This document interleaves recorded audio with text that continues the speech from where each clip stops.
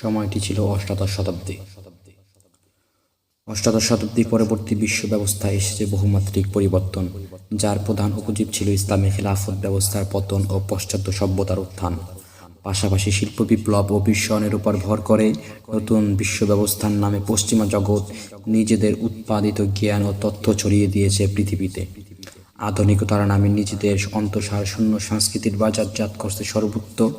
পশ্চিমের দেখানো নীতি আদর্শে চলতে গিয়ে আমরা হারিয়েছি আমাদের স্বাধীনতা, সক্রিয়তা। সংকটে পড়েছে নিজেদের আত্মপরিচয়, ফলে মানব সভ্যতার সর্বত্র জুড়ে মনুষ্যত্ববোধের অভাব দেখা দিয়েছে। একদিকে ভোগের উল্লাস আর অপরদিকে অপ্রাপ্তির হাহাকার। বস্তুবাদ ভোগবাদের গোলকধাঁধায় পৃথিবী হারিয়েছে তার ভারসাম্য। আমরা ভুলতে বসেছি নিজেদের দায়িত্ব কর্তব্য। আমাদের আত্মপরিচয়ের প্রধান দুটি অনুষঙ্গ রয়েছে।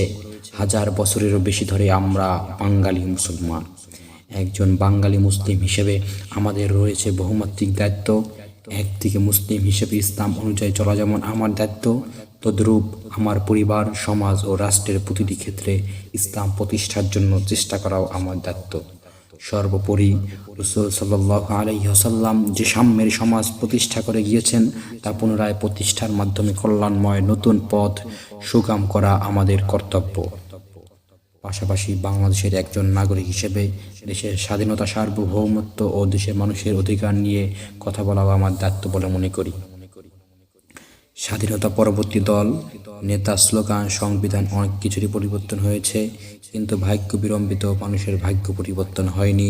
পরিবর্তন হয়নি রাজনৈতিক সংস্কৃতির, প্রতিষ্ঠিত হয়নি মুক্তিযোদ্ধাদের ঘোষণাপত্রে উল্লেখিত সেই সাম্য, মানবিক মর্যাদা ও সামাজিক ন্যায় বিচার। অথচ একজন সচেতন শিক্ষার্থী হিসেবে আমি প্রতিনিয়ত পড়ছি, শিখছি, জানছি এবং দেখতে পাচ্ছি, সত্য ও উচিত অনুচিতের পার্থক্য করতে পারছি।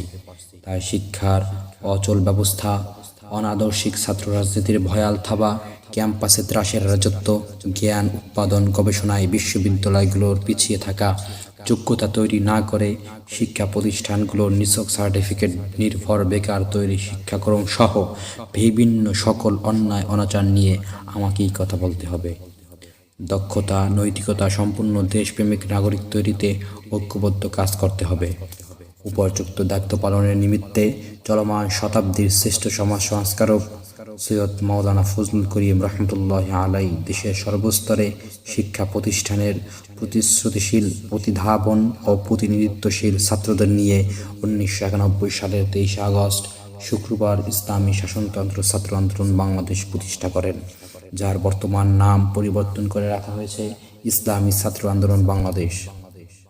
সর্বোপরি আত্মপরিচয় ও আত্মমর্যাদার সম্পূর্ণ সৎ ও দক্ষ জাতি গঠনের মাধ্যমে স্বচ্ছ, দক্ষ ও জবাবদিহিপূর্ণ বাংলাদেশ গঠন এবং ইসলামকে বিজয় আদর্শ হিসাবে প্রতিষ্ঠা করতেই আমাদের এই অভিযাত্রা।